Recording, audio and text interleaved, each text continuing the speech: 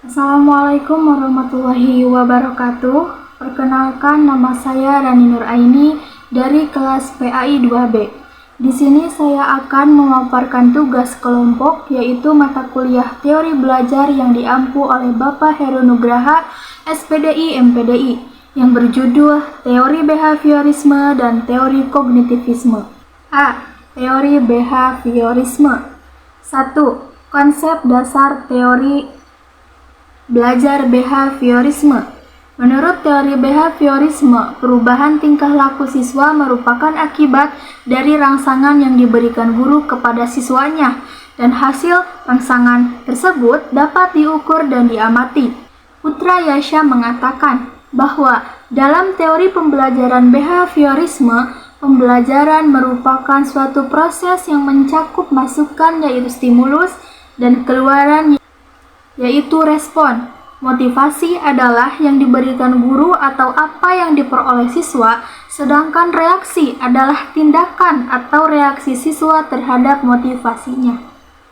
Berdasarkan definisi di atas, dapat dipahami bahwa teori kepribadian pada dasarnya berasumsi bahwa belajar merupakan interaksi antara stimulus dan respon. Sumber daya, motivasi, atau insentif adalah apa yang digunakan guru untuk menciptakan perilaku dan respon atau kemampuan, yaitu pikiran, gagasan, atau tindakan yang ditampilkan anak setelah menerima umpan balik dari guru. Teori ini berfokus pada pengukuran karena pengukuran diperlukan untuk menentukan apakah perilaku dapat diubah. 2. Karakteristik belajar teori behaviorisme. Di antaranya yang mendasari penerapan teori behaviorisme ini: 1.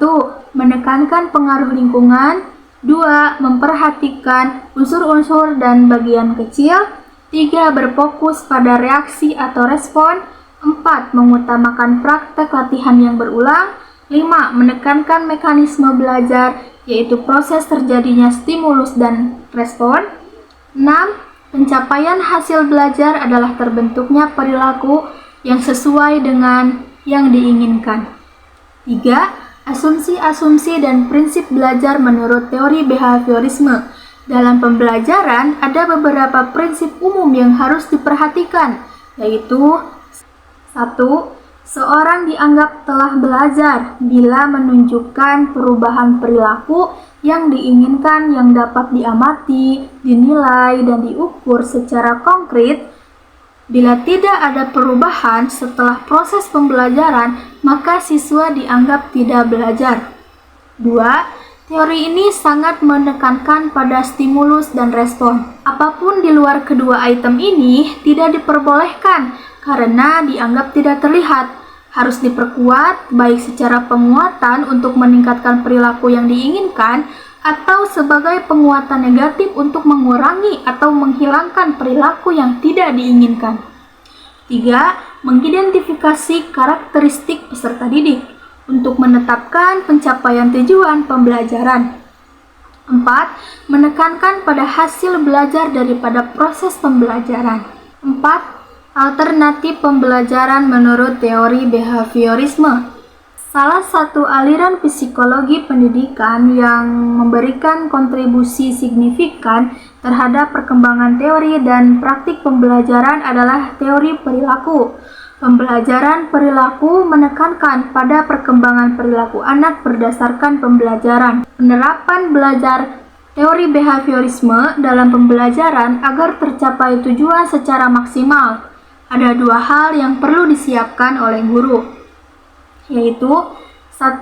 Menganalisis kemampuan awal dan karakteristik anak agar anak memiliki sejumlah kompetensi sebagaimana yang telah ditetapkan dalam standar kompetensi dasar. Maka perlu kiranya agar dianalisis kemampuan awal dan karakteristiknya karena akan ada beberapa manfaat yang diperoleh guru jika melaksanakan hal tersebut, antara lain: 1. Guru akan memperoleh gambaran yang terperinci mengenai kemampuan awal seorang anak yang nantinya akan berfungsi sebagai prasyarat bagi bahan baru yang akan disampaikan. 2. Guru akan mendapatkan gambaran dan jenis pengalaman yang telah dimiliki anak sehingga dapat memberikan bahan yang lebih relevan dan mudah dipahami oleh anak. 3. Guru dapat mengetahui sosiokultural anak termasuk latar belakang keluarga, ekonomi, dan lain-lain. 4. Guru dapat mengetahui kebutuhan anak, mengetahui tingkat pertumbuhan dan perkembangan anak, serta mengetahui tingkat penguasaan yang sebelumnya telah diperoleh anak. 2. Merencanakan materi pembelajaran yang akan diajarkan kepada anak untuk dapat memberikan layanan pembelajaran kepada semua kelompok siswa. Guru setidaknya menggunakan 2 pendekatan, yaitu 1. Anak menyesuaikan diri terhadap materi yang akan diberikan dengan cara guru memberikan tes dan pengelompokan. Tes dilakukan sebelum anak mengikuti pembelajaran. 2. Materi pembelajaran disesuaikan dengan keadaan anak. Dengan menggunakan teori ini, guru hendaknya mencoba menganalisis kekuatan dan karakteristik anak serta menyiapkan materi pendidikan untuk pelajaran. Di kelas, guru memberikan contoh, baik instruksi, guru dievaluasi berdasarkan perilaku yang dapat diamati. Teori belajar kognitivisme. 1. Konsep dasar teori belajar kognitivisme. Kognitif berasal dari kata cognition yang memiliki makna mengetahui. Kognitif secara harfiah memiliki makna memperoleh, memahami, dan menggunakan pengetahuan. Belajar dianggap sebagai proses yang sangat kompleks, lebih dari sekedar stimulus dan respon, seperti halnya dalam teori behaviorisme. Artinya, kemampuan mental seseorang meningkatkan seiring bertambahnya usia karena sistem saraf manusia menjadi lebih kompleks. Filosofi pendidikan sangatlah penting. Belajar merupakan kegiatan yang berhubungan dengan pikiran siswa, bukan karena faktor luar dan lingkungan. Teori ini berpendapat bahwa belajar merupakan hasil interaksi terus-menerus antara pikiran dan lingkungan, sehingga menimbulkan perubahan pengetahuan dan perilaku. Dalam teori ini, perilaku siswa ditentukan oleh pemikiran dan pemahamannya. Selain itu, teori ini juga memandang bahwa belajar merupakan hasil interaksi yang terus-menerus antara seseorang dengan lingkungannya melalui pembiasaan, adaptasi, dan pengaturan. Menurut teori psikologi, belajar manusia merupakan hasil interaksi pikiran dan lingkungan yang menghasilkan perubahan perilaku dan pengetahuan. 2. Karakteristik belajar teori kognitivisme. Di antara karakteristik yang mendasari penerapan teori kognitivisme, 1. Berfokus pada internal individu. 2. Menekankan pembelajaran secara utuh dari bagian-bagian. 3. Menekankan pada kemampuan kognitif. 4. Berfokus pada waktu sekarang. 5. Menekankan pada pembentukan pola kognitif. 3. Asumsi-asumsi dan prinsip belajar menurut teori kognitivisme. 1. Peserta didik bukanlah orang dewasa yang mudah dalam proses berpikir. 2. Pada anak usia dini atau awal sekolah dasar akan lebih mudah memahami bila diajarkan dengan hal-hal yang konkret. 3. Menekankan pada keaktifan siswa dalam kegiatan belajar. 4. Mengaitkan pengalaman atau informasi baru dengan perkembangan kognitif siswa akan semakin menarik minat dan meningkatkan retensi. 5. Menekankan materi pelajaran dengan pola dan logika tertentu, dari yang sederhana hingga kompleks, akan meningkatkan pemahaman dan daya ingat siswa. 6.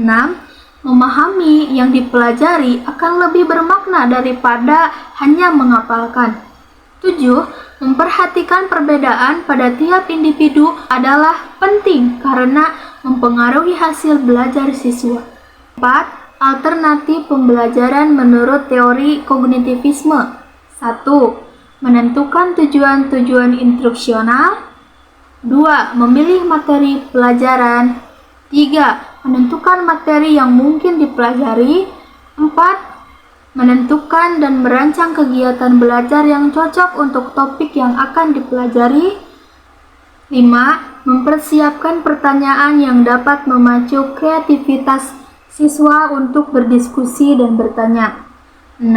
Mengevaluasi proses dan hasil belajar. Cukup sekian yang dapat saya sampaikan. Semoga ada manfaatnya. Wabillahi taufiq wal hidayah. Wassalamualaikum warahmatullahi wabarakatuh.